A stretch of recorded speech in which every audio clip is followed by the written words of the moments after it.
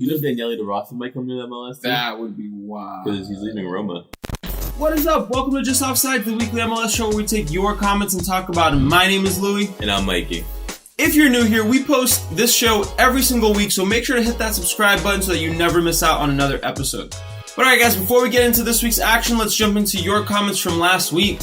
Our homie Shiv San says, you guys are the GOAT for MLS news. Hey! Thank you, man. We appreciate it. Brad Jr. 10 says, we have 3 wins now since you guys have been gone. It's about to be 4 by Sunday. Quote me on it.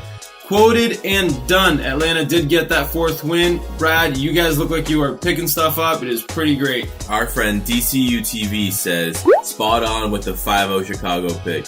You know what I mean. I'm basically an oracle now. So if you have any questions or want to make any bets, just let me know. I can help out. We'll start our own little bookie service. Imagine. Random people on YouTube like, yo, should I bet on this? What's the under on this? Sebastian Arake 354 says, do you believe that the LA Galaxy season is going downhill from here with the recent losses? Not really. I just think that they need to get their heads out of their asses, and by them I mean Zlatan Ibrahimovic. The Galaxy have a good squad. They look good, and they just need to kind of be there mentally, I think. I feel like it's just a couple of lapses. Dumb mistakes, but they'll get it. New coach, still learning his tactics and all that stuff, so you gotta give it a little bit of time. I mean, but they're still second in the West, so it's like, you know. And Jordy Muno says, we gonna keep sleeping on the Union? We about to get into that, actually. But alrighty, guys, make sure you're leaving your comments down below so that we can feature you in next week's episode. Alright, guys, and since you all know, the MLS schedule is all congested and all sorts of messed up, so we're gonna do some rapid-fire predictions for the midweek games. Toronto versus DC. DC 2-1. 1-1 draw. Houston Dynamo versus the Timbers. 2-2 draw. I think Houston win 3-1. Whitecaps versus Atlanta United. Atlanta United 4-0. Ooh, I'm saying Vancouver 2-1. Seattle Sounders versus Orlando City.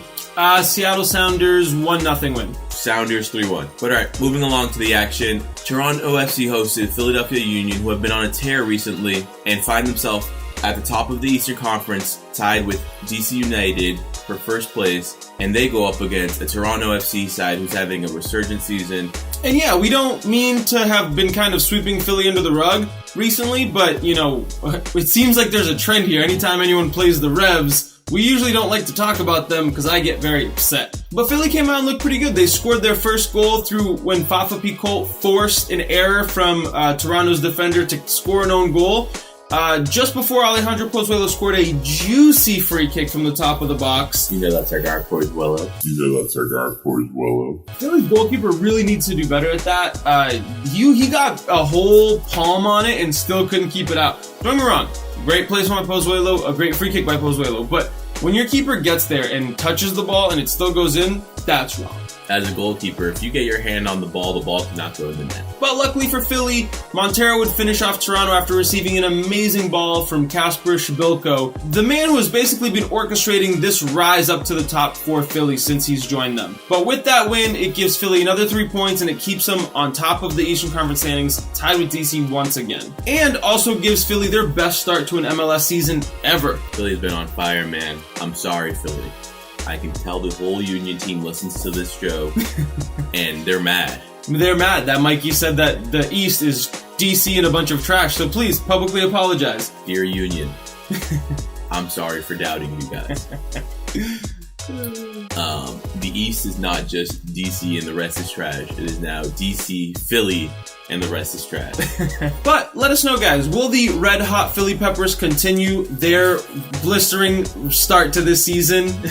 What can we expect from them towards the end of the season and in the playoffs? Let us know in the comments below. And another team that heard what we had to say last week and got upset and wanted to prove us wrong. Atlanta United hosted Orlando City as Orlando looked to finally get a win over Atlanta, but despite some good chances and some goal line clearances, wasn't enough as Atlanta United saw the game through with a 1-0 win to give them 4 wins in a row. And man, what a turnaround by Atlanta United. I personally thought they were going to struggle with Ezekiel Barco leaving for the U20 World Cup, but look who decided to step up and shut everyone up with an amazing performance and goal. Pity Martinez, my God, what a high quality finish. That was such a beautiful goal, and he started that whole build-up play. It was such a top quality goal, and he was dying to get one like this, man. He's been... Everybody knows about his struggles. Everybody knows about how difficult it's been for him, but hopefully this goal is going to open up a path for him and get him back to being the player that everybody knows that he can be for Atlanta. Definitely, like you said, it was a high-quality finish that only shows his class. Like we said, maybe he just needed some time, and boy, what a big step up when they needed it. And just like that, Atlanta finds themselves 5th in the Eastern Conference standings, back in a playoff spot for, I think, the first time this season, if I'm not mistaken. And Frank de Boer's job looks kind of safe right now. So Frank heard all the slander I had to say, and he got mad too. But let us know, guys, with all of these encouraging signs from Atlanta, will everything finally click into place for this Atlanta team, and can they actually push for an MLS Cup run once again? I'm just thinking because Barco is coming back, maybe Pity Martinez gets ingrained into the team a little bit better, Frank de Boer starts to figure out his team a little bit better. Could they possibly challenge for an MLS Cup once again? The season's technically still early. Or is this run of form just a little bit deceiving? Let us know. And moving along to our next game, our hometown boys, the New England Revolution, hosted San Jose Earthquakes for what was a crazy match in general because the Revs won. Which is already baffling in and of itself. But what a week by the Revs this has been. They lose 5-0 to Chicago last Wednesday. Which I called. They fire Brad Friedel, and then a couple days later, fire their GM, Mike Burns, after the few remaining voices in the Midnight Riders started calling for his head. And then, weirdly enough, they get a win on Sunday against one of the teams that had been on a pretty good run of form in San Jose. And then 2 days ago, they announced Bruce Arena as the GM/head coach of the organization. The Revs are like a crazy toxic girlfriend, because every time you get so close to finally leaving her and saying, you know what, I'm done, she does something to blow your mind and bring you back in just enough to give you a tiny little bit of hope. Now, don't get me wrong, the Revs are still an embarrassment of a franchise and they are still a mess, but it's just actually shocking that they made any kind of moves. This is a franchise that has been resistant to any kind of change and has been stuck in its ways for so long. And just the fact that they even took the initiative to fire 2 people and try to bring about change shows that maybe they're finally starting to give a crap. And the hiring of Bruce Arena is an interesting one, because this is a guy who's won 5 MLS Cups, he's won 3 Supporters' Shields, he is a successful coach in American soccer, and he's a guy who understands this league. And you have to be thinking, why would he accept the job as both GM and head coach if there wasn't some sort of plan in place that they have communicated with him, correct? He could just stay retired. He doesn't need to come out of retirement to help a franchise. You know, why is he joining it? So there's always that little glimmer there. And then, of course, you have the obligatory and yearly report that the Revs might finally announce a stadium plan in Boston in the next few weeks. And a lot of people are saying, oh, that's just to bring season ticket holders back. And I get it. They do it every year, and suckers go back, and they pay for season tickets. But what I'm saying is, maybe this time, there's a tiny bit of hope in this. It sounds like a conspiracy theory. The Revs are a conspiracy theory. Very true, very true. But of course, Bruce Arena has been heavily criticized in the past, especially because he was the man in charge of the United States men's national team when they failed to qualify for Russia 2018. So, of course, everything needs to be taken with a grain of salt, and I don't want to sound too excited off the bat, but all I'm saying is, for a franchise that had been having zero hope and just looked dead and completely gutted, and it just maybe is just a little bit of hope. A wee bit. But let us know, guys. Is Bruce Arena the right guy to lead the Revs? Will the Revs season turn around? Will the Boston Stadium ever get built? Probably not, if we're being pretty honest. But god damn it, Revs. No matter how much you hurt me, no matter how disappointed I am, you always bring me right back in, playing with my emotions. But moving along, another team who fired their head coach, FC Cincinnati, desperately needed a win after going goalless in 5 games and winless in 7. Yeah, they picked it up pretty quick and scored within 7 minutes of the game with a pretty awkward finish that it kind of like went up in the air, hit the crossbar, went in, But regardless of how weird and awkward the finish was, I'm sure FC Cincy did not care even a little bit, because a goal is a goal for them and all goals count. And FC Cincy would go on to win 2-1, but it wasn't without its drama, because after having gone up 2-0, they allowed Montreal to claw back into this game and nearly drew 2-2 in the dying moments. But lucky for them, they held out for that win. But let us know what lies ahead for Cincy. Can they only go up? Who's going to be Cincy's next full-time manager? Moving along to our next game, though, DC United hosted what was left of Sporting Kansas City, who could only name 4 players on their bench. And this injury crisis is hitting new lows for Sporting Kansas City. But despite missing all these players, they fought hard and took DC United down to the wire. And it took a moment of individual absolute brilliance from Paul Arriola to break the deadlock with a beautiful goal. Funny celebration as he took off his shoe and called someone.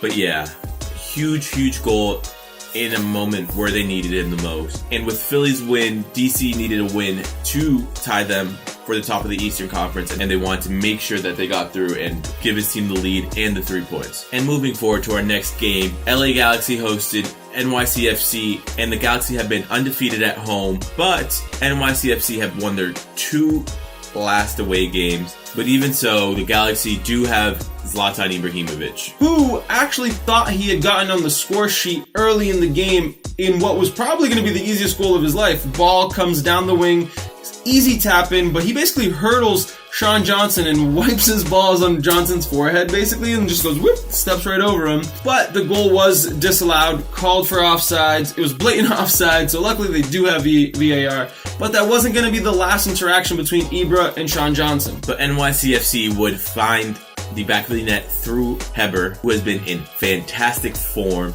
before NYCFC added a second from the penalty spot after a handball was called. Ibra would hit the crossbar in the second half before a very weird altercation would happen with Sean Johnson. Sean Johnson tries to shove him kind of from the back. Ibra doesn't take it, turns around. The two of them kind of hug and fall to the ground. Sean Johnson grabs his face, and then it looks like either he got choked or slapped or something.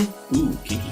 Both players would get a card for this strange incident, but New York City FC would go on to get the 3 points, and LA Galaxy are undefeated at home no more. But guys, let us know, is Ibra becoming a problem? This isn't the first altercation he's had with opposing players this season, and I'm beginning to wonder, is he doing more harm than good? Moving along to the other LA team, who traveled to Columbus, Ohio to face the Crew. LAFC looked to get 3 points and stay on top of the Western Conference. LAFC would go on to win 3-0, but the scoreline doesn't match the game, as LAFC was up 1-0 until about the dying minutes of the game, and Columbus basically imploded themselves and led up 2 goals to solidify their loss. And of course, one of the goals had to be scored by Carlos Vela, who has brought his tally up to 12 on this season, and he's looking remarkable. Keeping it in the Western Conference, Vancouver hosted the Portland Timbers, who have looked on top form as of recently, but who have also played every single game to start the season away from home as they finish construction on Providence Park. New boy for Vancouver, Fredy Montero, picked up the ball in the box, turned and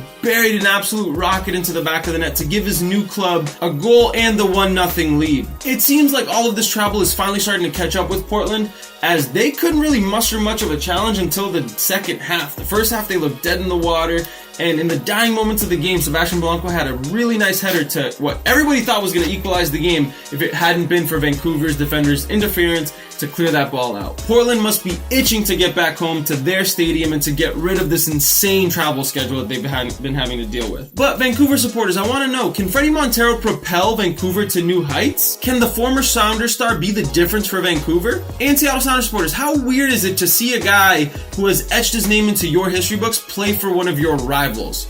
Is that strange? How do you feel about it? Let me know in the comments below. And moving along to our last game, Colorado versus Real Salt Lake. And who knew that Colorado could have a fun game? Colorado is another one of those teams that has recently fired their head coach, and they've had a terrible start to the season. And despite it being a very fun and back and forth game, unfortunately for them, Kai Kamara decided that he wanted to be cute with his penalty rather than just slot it home to tie it late for Colorado, and they would go on to lose 2-3 against Real Salt Lake in what was a very entertaining back and forth game. Man, if you're Colorado, you gotta hate Kai Kamara right now. The guy is undoubtedly good, but don't be cute with your penalty when your team is down 3-2. It's one thing if you're going to be cute when you're trying to give your team the lead, but you need to tie, and you do that. You need some sort of points, and you're just going to risk it all on a cheeky penalty like that. But overall, Colorado showed good fight, and I don't know what it is about firing a head coach that gives teams this kind of fire, but it's good to see, I guess, that they're alive.